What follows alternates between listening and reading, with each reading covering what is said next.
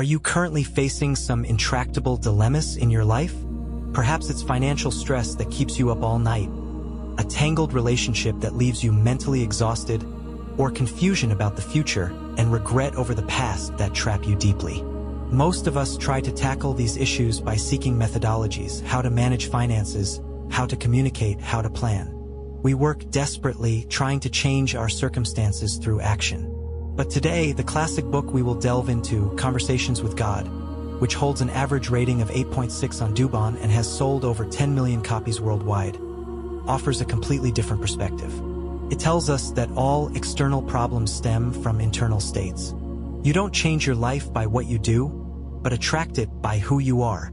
Your state of being determines the reality of your life. In other words, if you want to solve financial problems, the key isn't how many jobs you take on, but whether you internally reside in a state of abundance. If you want to resolve relationship issues, the key isn't how many sweet words you say, but whether you truly love yourself from within. That sounds quite mysterious, doesn't it? Yet it is the fundamental law of how the universe operates. Next, through this book, we will explore together how you can transform your most fundamental thoughts, words, and actions to start creating the life you truly desire. This is not just a sharing of knowledge. It is the beginning of you reclaiming control of your life. Earlier, we talked about a fascinating idea. Who you are is 1,000 times more important than what you do. But then a question arises: what exactly does this somewhat abstract concept mean? To understand this, we first need to discuss one of the biggest, most fundamental, and most easily misunderstood concepts: God. The moment the word God is mentioned, many people immediately conjure up various images in their minds. Perhaps a kind-looking or fierce-looking statue in a temple, or the old man with a white beard on the ceiling of the Sistine Chapel, or what we more commonly call heaven. It seems there is always some existence, someone higher and more powerful than us, watching us silently from a place we cannot see, keeping track of our merits and demerits in a little notebook, with heaven on one side and hell on the other, waiting for the final judgment when our lives end. The stories we heard as children and the movies and TV shows we watch all seem to reinforce this impression. We pray to him, hoping he will bless us with promotions, wealth, and the safety of our families. When we do something wrong, we fear he will send down punishment, bringing karmic retribution. He is like the ultimate boss of the Universe Corporation, and we are all his employees. We tread carefully, hoping to perform well and gain his favor. Isn't that right? However, Conversations with God flips this all-too-familiar table right from the first page. Through the voice of God, it utters the first sentence that could shatter many people's worldviews. Nearly everything you humans understand about me is wrong. The book tells us that God, or the divine, as we often call him, is not someone else at all. He is not a separate entity independent of you and me, nor is he that exalted observer. Then what is he? He is everything, all that exists, life itself. He is not a spectator watching the play. He is the play itself, the stage, the lights, the script, and every actor performing passionately on stage. And that includes you and me, of course. In other words, you are not a creation of God. You are a part of God. God is experiencing the world he created through your eyes. This might still sound a bit abstract. Let's use an analogy. Imagine God as the entire ocean, and each of us is like a single drop of water in that ocean. Would you say this drop is separate from the ocean? Of course not. It is the ocean, and the ocean is it. It possesses all the properties and composition of the ocean. It just temporarily experiences itself in the form of a drop. We are the same. Each of us carries the divine nature of the source, temporarily experiencing life on Earth under a separate identity like Zhang San or Li Si. So you don't need to search for God outside of yourself, because you are God yourself. Every breath you take, every heartbeat, every laugh and tear, this is God experiencing himself. So you see, once you understand this, loneliness fundamentally ceases to exist. How could you ever be lonely when the entire universe resides within you? Now, since God is not someone else who monitors us, a second, even more groundbreaking idea follows. God does not judge you at all. This is extremely important because it is the root of nearly all our fears. We are afraid of doing the wrong thing, taking the wrong path, and ending up in a bad place after death. But the book says that right and wrong are concepts invented entirely by humanity. They do not exist in God's eyes. What does exist, then? Only the effective and the ineffective. What does that mean? It means whether something you do helps you experience who you truly want to be. If it does, it is effective. If not, it is ineffective. It's like doing a chemical experiment in a lab. If you want to obtain substance A, but mixing two reagents gives you substance B, would you say you were wrong? Would you feel guilty because of it? No, you would simply draw a conclusion. Oh, this formula is ineffective for obtaining substance A. I'll try a different formula next time. Life is a grand experimental experience. We come here to figure out who I am through experiencing all kinds of things. If you told a lie today and hurt someone, from God's perspective, this is not a sin. It is just one of your experiences. Through this experience, you might feel guilt and unease, and then you will realize, oh, lying feels so terrible. This is not who I want to be. Next time, you will choose to be honest. You see, you grow and you gain a clearer understanding of yourself. So from the source's perspective, the bad things and mistakes we see are just as valuable as the good things in our eyes, because they are all tools to help you know yourself. The so-called hell is not a place. It is the feeling of anxiety and suffering in your heart when you stray from your true self. Heaven, on the other hand, is the peace and joy you feel when you align with your true self. The choice is entirely yours. If God is not a boss who judges us, then how do we communicate with him? Does he only speak to people with special gifts like prophets or senior monks? Of course not. The book says that God is communicating with every one of us all the time. We just rarely pay attention. His channels of communication are not through burning incense and worshiping Buddha, nor through complex rituals. He mainly uses three methods. The first and most advanced method is feelings. Your emotions, whether joy, peace, anxiety, or restlessness, are God directly telling you if your current thoughts and choices are aligned with your true self. When you feel particularly good, that is your soul shouting loudly, "Yes, this is it. Keep going." When you feel terrible, that is also a signal, reminding you, your current thoughts have strayed off course. The second method is thoughts, what we often call inspiration and intuition. Have you ever had the experience where a sudden ding goes off in your mind, bringing a brilliant idea to solve a problem? Or before making a decision, there's always a voice in your heart saying, "Don't go." This is communication. It is not the result of logical reasoning, but higher dimensional information being directly downloaded into your mind. The third method is experiences. All the events and people you encounter in life. If you still fail to catch the signal through feelings and thoughts, the universe will arrange a specific event for you to experience firsthand. For example, if you keep refusing to believe you are worthy of being loved, you might repeatedly attract people who don't cherish you. This will continue until the day you have had enough and let out a cry from the depths of your heart, "I deserve better." At that moment, you will have learned the lesson of self-love through experience. So you see, God is always speaking to us, through our bodies, our minds, and our entire lives. The key is whether we have turned on our antenna, and whether we can calm down and listen to these voices from within us. This is the cornerstone of the worldview in conversations with God. Only by laying this solid foundation can we move on to discuss the more exciting content ahead. Since we are part of God, who are we really? And how can we use this identity to create the life we want? In the previous section, we redefined heaven, understanding that it is not someone out there watching us from the sky, but everything in our lives. This idea is crucial because it directly leads to the next, even more critical question. If God is everything and we are part of everything, then who are we really? Before answering this question, think about how you usually introduce yourself. My name is Lee XX, and I'm an engineer, or I'm Han XX, a mother of 2 children. We are used to defining ourselves with labels like our name, occupation, or family role. These labels are like the clothes we wear. They tell others who we are.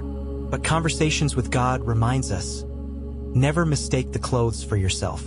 The core view of this book is, Our true identity is not these labels that can be changed at any time. You are not your name, not your job, nor this body of yours. All these are just temporary accounts and roles you use in Earth's grand experience center. Then what is your true identity? You are a creator. More specifically, you are like the chief director of a movie, and your life is the blockbuster film you personally direct. This metaphor may sound a bit exaggerated. Usually, we clearly feel that the script of our lives is not written by ourselves. Our director yells "cut" at us every day, and we live quite passively. But the book says that the reason we feel passive is that we, as these chief directors, have actively chosen to take on the role of an extra to experience life. We act so devotedly that we even forget we are the ones who can call a stop and revise the script. We are not here on Earth to take an exam with questions set by others, waiting to be graded.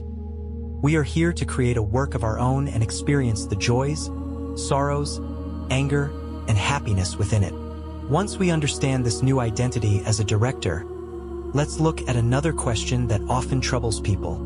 What about my past? Many people feel that their lives are stuck because of their past, such as an unhappy childhood, a failed relationship, and so on, and believe these things determine their present and future. But from the director's perspective, this doesn't make sense.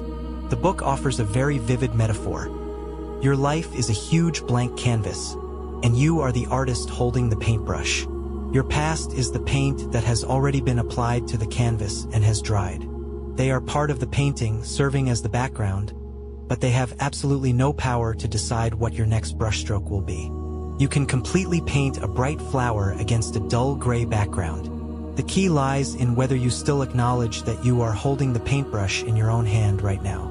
At this very moment, you have the right to add brand new colors and content to your painting at any time. You are not defined by your past. You are defined by the choices you make in the present. This is the first step to reclaiming the power of a creator, acknowledging that you hold the paintbrush and that you can make a new brushstroke whenever you want. Now, let's talk about the most crucial and easily implausible part. If everyone is a director creating their own reality, then why are there still so many conflicts, competitions, and estrangements between people? This touches on one of the biggest flaws in our self-perception, a delusion we believe to be true. We think we are separate from others. This sense of separation feels so real. After all, you are you, I am me. We have our own bodies, our own thoughts, and our own bank accounts. This is a fact we see every time we open our eyes. So how could it be an illusion? Let's understand this from another angle. Imagine a cell in your body, say a heart muscle cell. It has its own cell membrane, its own nucleus, and a clear job to contract. From its own perspective, it is an independent, tiny individual. Next to it is a red blood cell responsible for transporting nutrients, and next to that is a nerve cell responsible for transmitting signals. They are all different. They seem separate. But is that really the case? If we zoom out and look from the perspective of our entire body, although these cells have different shapes and functions, they share a common identity. They are all part of the complete living organism that is me. They share the same life system, the same blood circulation, and the same neural network. Every contraction of the heart muscle cell is related to the blood supply of the entire body, and every instruction from the nerve cell affects the work of the heart muscle cell. They are a community with a shared future. If a heart muscle cell were to say, "I hate that stem cell, I want to attack it," who would be harmed in the end? It would be our entire body, including the heart muscle cell itself. What Conversations with God wants to tell us is that all human beings, and even all things in the entire universe, are like these cells. On the individual level, we are indeed independent and different. Some are men, some are women, some are good, some are bad. But if we can elevate our perception to a higher dimension and look from the perspective of the entire life, we are actually different components of the same cosmic living organism, sharing the same energy field and the same source of life. When you start to see the world from the perspective of we are one, many problems will have brand new answers. Why do we feel loneliness?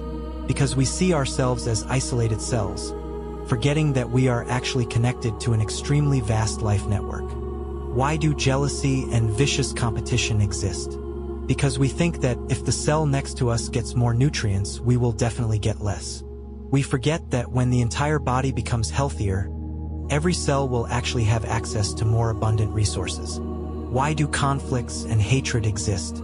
Because we firmly believe that our group of heart muscle cells and their group of stem cells are two completely different camps. We forget that we are all in the same body. Prosperity for one means prosperity for all, and harm to one means harm to all. Therefore, the statement in the book that hurting others is hurting yourself is no longer an empty moral lecture, but a simple physiological fact, just like hitting your right hand with your left hand. The blessings and kindness you send out are like injecting nutrients into our shared body, which will eventually nourish yourself as well. On the contrary, the resentment and attacks you release are like polluting our shared blood, and the toxins will eventually circulate back to your own body. Understanding this does not mean we have to give up our individuality and uniqueness. On the contrary, it means that while we play the role of our unique cell, well, we always keep an awareness of the whole in our hearts. So let's summarize the core content of this section regarding who you are. First, you are not a passive actor, but a life director with the power to create. Second, your life is not a script determined by the past, but a canvas on which you can unleash your creativity at any time. Third, and most importantly, you and all things in the world are essentially one, just like the relationship between the body and its cells. The greatest delusion is separation. When you truly start to see yourself and the world from the perspectives of a director and oneness, the way you solve problems will undergo a fundamental change. Then, what specific tools should we, as these chief directors, use to create the blockbuster of our lives? That is what we will discuss in the next section, the most practical methodology in the book, the three-piece set for creating reality. In the previous section, we clarified our identity as creators of life. This understanding is crucial, but it naturally leads to a practical question. If I am a creator, what exactly are the tools I use to create? The core of Conversations with God lies in clearly revealing this set of creative tools. They are not some mysterious magic, but three basic abilities that every one of us uses every moment: our thoughts, our words, and our actions. These three are not independent of each other. Instead, they form a complete and continuous creative process, representing three key steps in the transformation of energy from the intangible to the tangible, and from internal will to external reality. All the circumstances in our current lives, whether good or bad, are created through this process. The first element, thoughts, the origin of all creation. Thoughts are the starting point of all creation, and this is of utmost importance. The book emphasizes that thoughts are not merely bioelectrical activities in our brains. They are a real form of energy, the most subtle one. The entire universe, from the grandest galaxies to the tiniest particles, is essentially composed of energy. Therefore, our thoughts can directly interact with the energy field that constitutes the world. They are the blueprint that shapes all reality. We can understand this process as broadcasting signals to the universe. Your brain is a powerful signal transmitter, and the factor that determines the strength of the signal is the emotion contained in your thoughts. A thought that is devoid of emotion and flashes by quickly is like faint static noise, which dissipates soon. However, a thought infused with intense emotion, whether it is great joy, profound gratitude, intense fear, or persistent anxiety, becomes a high-power broadcast signal, clearly transmitted into the universe. A major trouble for many people is, what if I can't control my negative thoughts? The wisdom offered in the book is, you don't need to control or eliminate them. You are not your thoughts. You are the observer of your thoughts. Imagine that you are an expansive blue sky, and all your thoughts, whether positive or negative, are just clouds drifting by. The clouds come and go, but the sky itself remains peaceful and whole forever. You don't need to fight with every dark cloud. You just need to recognize, oh, a cloud of worry is drifting over, and then gently shift your attention, your focus, back to the clear sky you have chosen. That is, the dominant thought you desire to hold, such as, I am peaceful or I am abundant. What you continue to focus on is what you are nurturing. The thought that receives the most of your attention and emotional nourishment will become the main theme of your reality. The second element, words, the first manifestation of thoughts. If thoughts are the intangible energy blueprint, then words are the process of speaking out this blueprint, representing the first solidification of energy.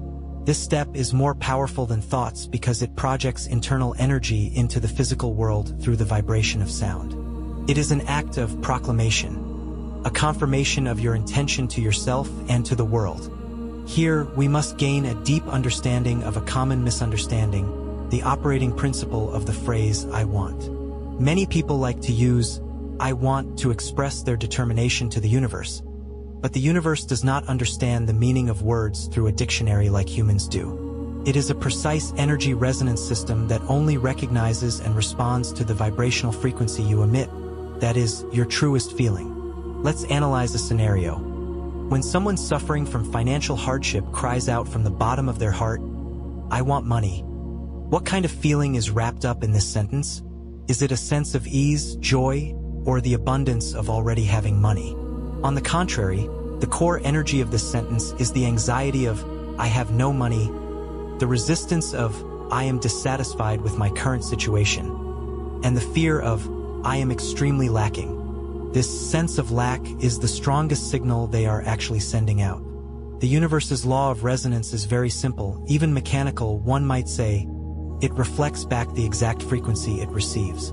It picks up the lack frequency you continuously emit, so it can only keep attracting and creating more events and situations that trigger your sense of lack. This is not punishment, but a precise physical law. Just as when you shout into a valley, the valley echoes back what you shouted. Therefore, the key to creation lies in consciously shifting the feeling frequency we emit.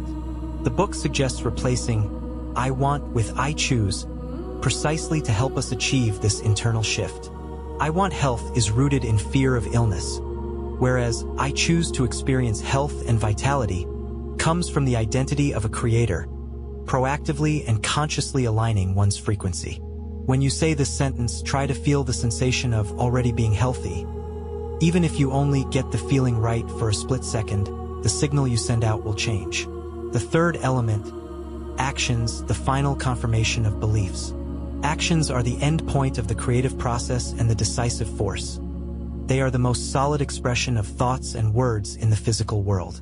One action is worth 1,000 thoughts and 100 empty words, because it sends an unambiguous, ultimate declaration to the universe about who you are in this moment.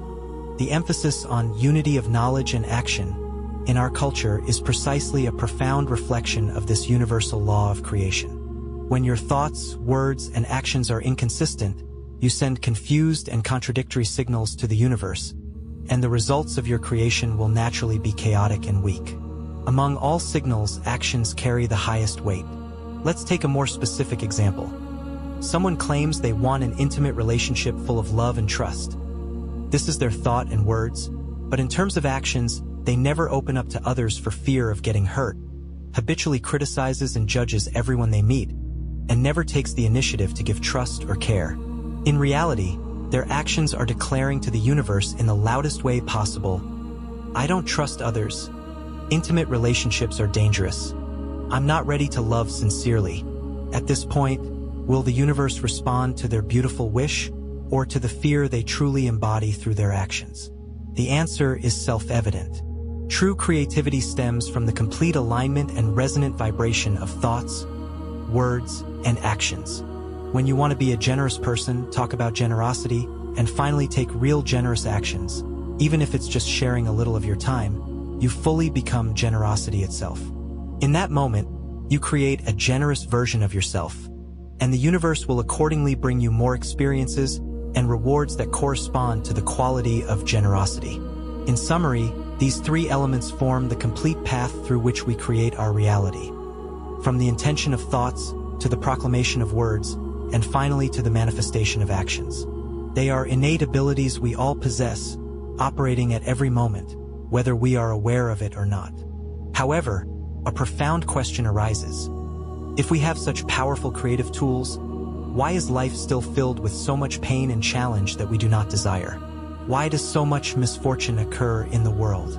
This question about pain and bad things is the core we need to explore in depth in the next section. Alright, we have established a highly idealistic worldview.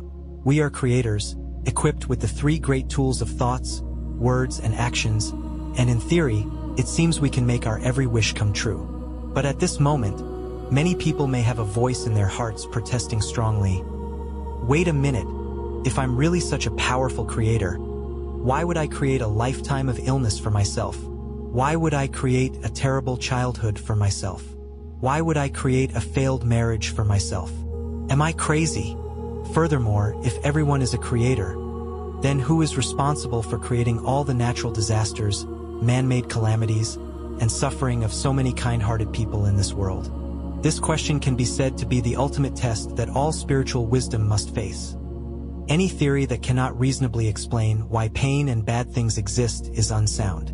The reason Conversations with God has shocked so many people is that it offers an answer to this question, one that you may find hard to accept at first, but which, upon careful reflection, is extremely profound and even the only self-consistent explanation possible. First, we need to overthrow the first deeply ingrained concept, the victim mindset. The book puts forward a very direct, even harsh view. There are no victims in the universe. Nothing you experience in life happens to you. Everything comes for you. What's the difference between these two statements? The difference is enormous. Happens to you implies you are passive and powerless, that you are just an unlucky person who can only throw up their hands and say, "What can I do?" Whereas comes for you means you actively attracted this event, that it is a carefully arranged experience lesson by the depths of your soul for your own growth. An example will make this clear. A heavy downpour to a farmer on the verge of dying from thirst is life-saving rain, an enormous blessing. But to a bride holding an outdoor lawn wedding, it is nothing short of a disaster, an enormous misfortune. You see, the rain is still the same rain. It is neutral in itself, with no inherent quality of being good or bad. It is only when different people, from different perspectives and with different needs, attach good or bad labels to the rain that it takes on such meanings. In essence, everything we encounter in life is like this rain, neutral. Then why does our soul arrange these seemingly terrible experience lessons for us? It's like, why does someone working out push themselves to lift heavy iron weights? Is it to punish their muscles? Of course not. It's to make the muscle fibers grow stronger through tearing and repair. The growth of our soul follows the same logic. Those challenges, difficulties, and obstacles are the barbells for our souls. Your soul knows that only by experiencing lack can you truly define abundance. Only by tasting the bitterness of betrayal can you truly choose to be a loyal person. Only by being in darkness can you truly understand the meaning and preciousness of light. So from today onwards, try shifting the way you ask questions. Instead of asking, "Why did heaven let this happen to me?" ask yourself, "This thing came for me. What does it want to teach me? What part of myself does it want me to remember?" Okay, we've talked about pain on a personal level, but what about the terrifying tragedies and disasters in human society on a broader scale? For example, a sudden natural disaster that claims countless innocent lives. How do we explain that? Is that also a prearranged experience lesson? Here, the book puts forward a more challenging view, one that requires us to understand it from a higher dimension. First, the book defines what is called evil. It is not an independently existing force that opposes good. There is only one fundamental energy in the universe, and that is love. All the evil you see is merely the absence of love. This is like darkness. Darkness itself is not a thing. It is just the absence of light. You can't take a bag and collect darkness to carry away. You can only bring in light, and darkness will naturally disappear. From this perspective, all extreme tragedies, whether man-made or natural, arise from the temporary absence or forgetting of love's energy in the universe. Then, what is the deeper meaning of collective tragedies like natural disasters? From a human perspective, this is unspeakable pain, but from the perspective of the soul as a whole, such extreme hardships often also create a stage for extreme goodness to be revealed. Amidst the ruins, we see strangers risking their lives to rescue others, selfless dedication that transcends personal interests, and the most brilliant compassion and unity in human nature. A great disaster provides the strongest contrast. It is like a huge mirror that reveals who we are, and also gives us a chance to choose who we want to become. It is precisely because of the extreme pain of separation and loss that we deeply understand the value of connection and cherishing. In a grand way we can hardly comprehend, these tragedies drive the awakening and evolution of human consciousness as a whole. Of course, understanding this is difficult. It may even make you uncomfortable. That's okay, you don't need to accept it right away. But this perspective can lift us out of the pure resentment and powerlessness we feel towards the world, allowing us to see the grander operational logic behind events. Now, let's turn back to ourselves. When pain really comes, when that heart-wrenching feeling engulfs you, these grand principles seem useless. What should I do? The method offered in the book is not to fight against the pain or analyze it, but to feel it. Pain is like an alarm in your body. When you accidentally touch a red-hot stove, your hand immediately feels intense pain. Is this pain a bad thing? Of course not. It is not to punish you, but your body's most direct and effective way of notifying you. Take your hand away quickly, there's danger here. The pain in your body protects you, and the pain in our emotions plays exactly the same role. It is also an incredibly loyal reminder. When your heart feels pain, sorrow, or anger, it is sending you the strongest possible signal. Hey, pay attention. The thought you believe in right now is in serious conflict with your true, divine self. For instance, if you're in pain over a broken relationship, what is this pain signaling? It's saying, the thoughts you're holding right now, I can't live without them or I'm unworthy of love, are false. They completely contradict your true identity, which is inherently complete and powerful. That's why your internal system is sounding the alarm. So next time you feel pain, try not to push it away or get lost in it. Just sit with it quietly, like you would with a friend who's come to deliver a message. Say to it, "Oh, you're here. Thank you for reminding me. What thought of mine have I gotten wrong this time that you're here to point out?" When you start talking to your pain this way, you shift from being a sufferer to an observer. And the moment observation happens, healing has already begun. You see, in our old worldview, pain and bad things were enemies, punishments, things we tried to avoid at all costs. But in conversations with God, this brand new user manual for the universe, they are redefined. They are tools, reminders, fitness equipment for the growth of our souls, and reference points that help us define ourselves. They don't come to destroy you. They come to fulfill you. Of course, when we talk about pain, the biggest, most common, and most tormenting source of pain in our lives is often not natural disasters or man-made calamities, but the people closest to us, our relationships with parents, partners, and children. What's behind these tangled, unbreakable bonds? And what opportunities for growth are hidden within them? That's the focus of our next section. In the previous section, we discussed pain and so-called bad things in life and gained a new perspective. They are not enemies here to punish us, but messages and tools to help us grow. This truth becomes especially important when applied to the most complex and emotionally charged area of our lives, relationships. It's no exaggeration to say that over 90% of the pain we experience in life comes from the people closest to us. The conflicts with our parents, partners, children, and friends. So, from the perspective of conversations with God, this user manual for the universe, how should we view and handle the world's most difficult relationships? First, we need to overthrow another traditional concept: what the true purpose of relationships is. What ideas were we taught from childhood, especially about love? Things like, find your other half to become whole. Find someone to rely on for security for the rest of your life. Find someone to love you and make you happy. You see, the underlying logic of these ideas is the same: taking. We enter a relationship to get something we lack from someone else. We are like half-empty cups, searching everywhere for the person who can fill us up. But Conversations with God points out sharply that this is precisely the root cause of all relationships eventually turning to pain. It tells us that the true purpose of a relationship is not at all to get something from others. On the contrary, it is to give us a chance to see ourselves clearly, and then become ourselves. The book uses a brilliant metaphor, one we mentioned earlier: a mirror.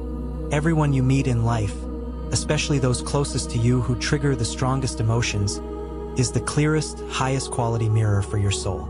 This mirror certainly reflects your good sides. When you love someone, you become gentle, generous, and patient, and the mirror shows the divine light within you. But more importantly, this mirror will definitely reflect the parts of you that you most want to avoid and hide. For example, if you have deep-seated insecurity inside, you will attract a partner who seems hot and cold, someone you can never quite hold on to, and this mirror reveals your insecurity clearly. If you have a strong desire to control, you may end up with a child who rebels at every turn, always trying to break free from you, and this mirror lays bare your controlling nature for all to see. We are used to blaming the mirror. Why do you look like this? Why can't you be the way I want you to be? We spend our whole lives trying to wipe, change, or even smash the mirror, but we never stop to think. The mirror itself is innocent. It is only reflecting us as we truly are. So the first truth about relationships is this: everyone you meet is a teacher, attracted by you to help you see yourself clearly. The person who causes you the most pain is often the main teacher, who works hardest to teach you lessons. Now, if the purpose of relationships is to see ourselves clearly, why do we still get hurt so much in them? This leads us to the second key point. 100% of the pain we feel in relationships comes from the expectations and demands we place on others. Think carefully. Isn't every instance of your disappointment, anger, or sorrow rooted in a sentence that starts with "you should"? You're my husband, so you should remember our wedding anniversary. You're my mom, so you should support me unconditionally. You're my friend, so you should be there for me the moment I need you. These shoulds are like one-sided contracts we draft. We assume the other person must abide by them, but they may have never even read the contract. They might not even know it exists. When the other person's actions don't meet the terms of our contract, we feel they've broken the agreement, and that's when we feel let down and hurt. The book says this is not love, it's a transaction, a form of conditional love. It means, if you do A, B, and C and meet my expectations, I will keep loving you. If you don't, I will take my love back.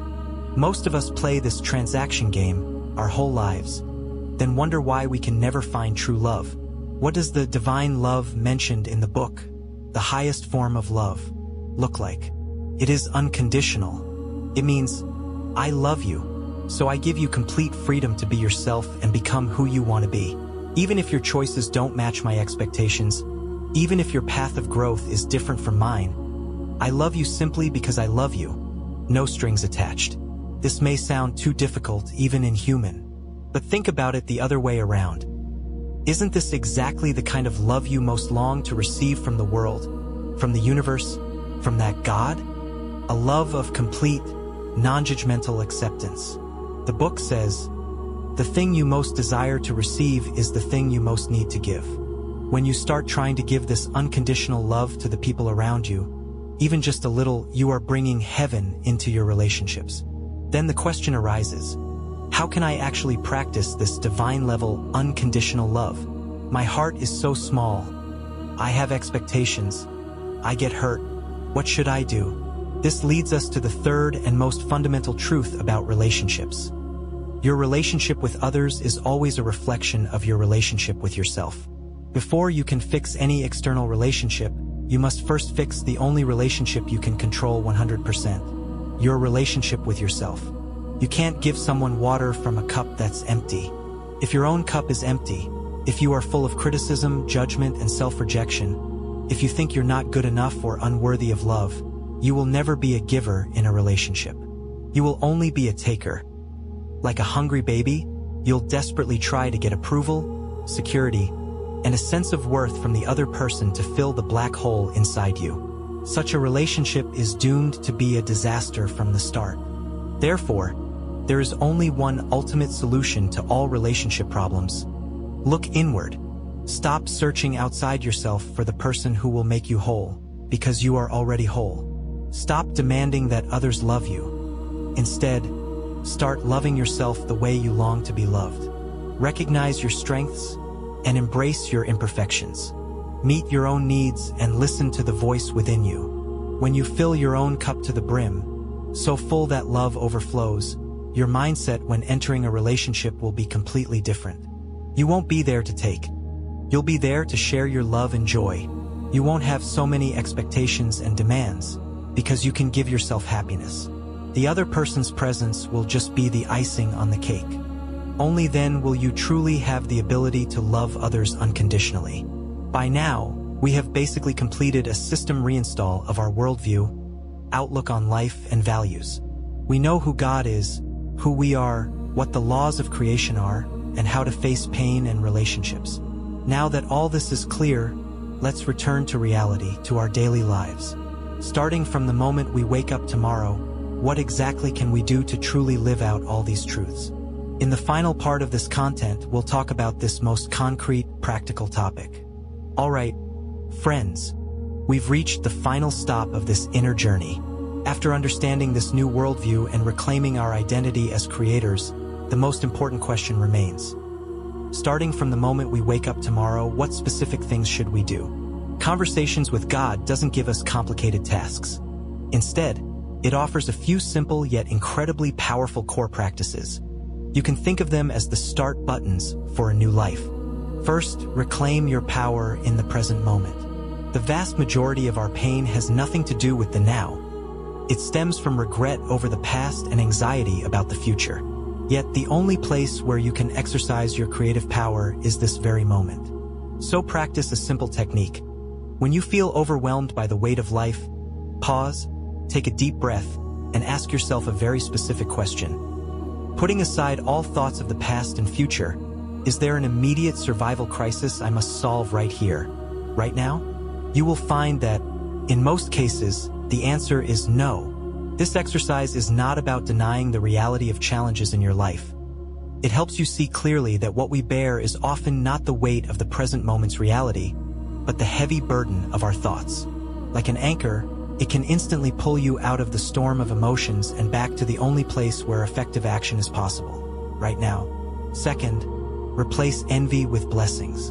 We are accustomed to a competitive mindset, believing that good things in the world are limited and that others' gains mean our losses. But the truth of we are one tells us others' success is nourishment injected into the shared energy field of our collective life. Therefore, make a conscious effort to practice blessing. When you see others succeed or find happiness, sincerely cheer for them in your heart. Every blessing you send is a declaration to the universe that you recognize and love this kind of energy. According to the law of resonance, this energy will eventually return to you. Blessing others is the fastest path to your own abundance. Third, begin each new day with a declaration. We are used to praying outwardly, hoping for blessings. This is a posture of powerlessness. From now on, turn inward to declare and exercise your right as a creator. Every morning, look at yourself in the mirror and declare your choices for the day.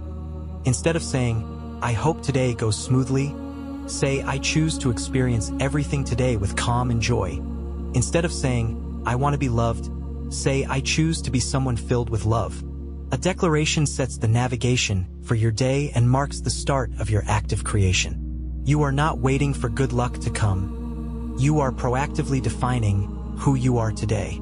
Finally, please remember, all the content we discussed today is not new knowledge you are learning.